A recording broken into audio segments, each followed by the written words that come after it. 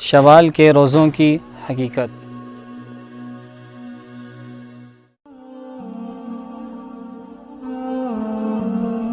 شوال کے 6 روزے رکھنا مستحب ہے اور اس کی فضیلت احادیث مبارکہ میں وارد ہوئی ہے۔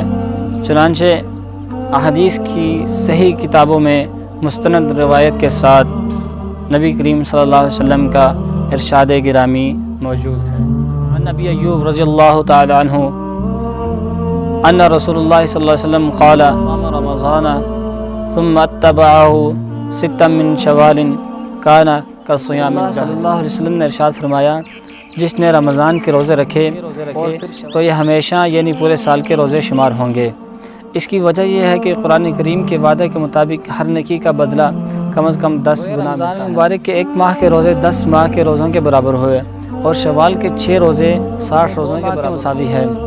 اس طرح رمضان کے 7 شوال کے روزے رکھنے والا گویا کہ پورے سال کا روزہ رکھنے والا ہو جاتا ہے۔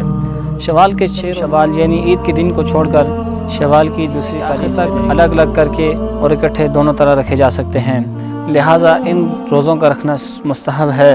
اور اگر کوئی شخص یہ روزے نہیں رکھ سکتا اور اس کو اتنی قوت اور قدرت نہیں تو اس کو طعن و تشنیع کا نشانہ نہ بنایا جائے۔ اللہ رب العزت ہم سب کو مستحب اور فرض تمام قسم کے روزے رکھنے کی قوت اور جزاک اللہ خیر۔